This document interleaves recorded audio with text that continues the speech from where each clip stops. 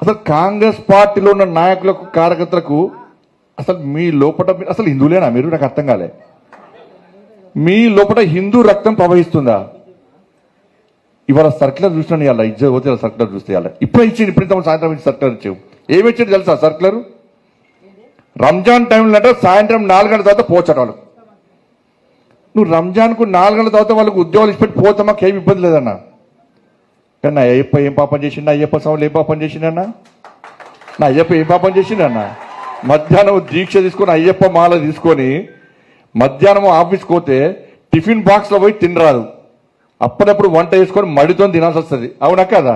ఇలా ఈ ఉద్యోగస్తులు, ఉపాధ్యాయులు, ప్రైవేట్ ఉద్యోగులు కూడా అయ్యప్ప దీక్ష తీసుకొని ఉద్యోగానికి పోతే మధ్యాహ్నం పోదామంటే ఎవరు ఎప్పుడు తనిఖీ చేస్తారో, ఎప్పుడు సస్పెండ్ చేస్తారో ఒక భయానక వాతావరణంలో ఉద్యోగస్తులు, అయ్యప్ప దీక్ష చేసుకున్న ఉద్యోగస్తులు భయపడే పరిస్థితి వాళ్ళ తెలంగాణ రాష్ట్రంలో ఉంది.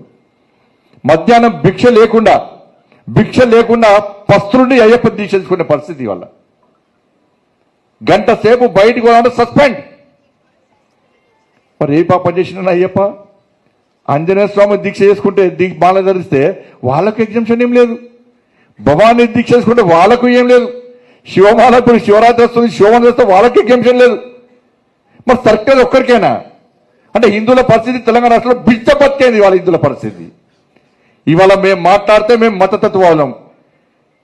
అరే అక్కడెక్కడో వికారాబాద్లో తబ్లికి జమాతే ఇస్లాం అని చెప్పి ప్రపంచ దేశాలు, అనేక దేశాల్లో నిషేధించే సంస్థ, ఉగ్రవాదులను పెంచి పోషించే సంస్థ వికారాబాద్ లో మీటింగ్ పెడితే ఇదే తెలంగాణ ప్రభుత్వం, ఇదే కాంగ్రెస్ పార్టీ ప్రభుత్వం 2.5 కోట్ల రూపాయలు ఇచ్చిందన్న వాళ్ళ మీటింగ్ పెట్టుకోమని చెప్పని.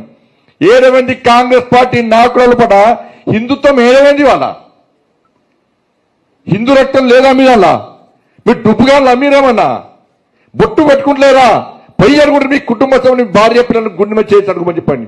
మీ ప్రభుత్వం చేసేది కరెక్టా అని చెప్పండి.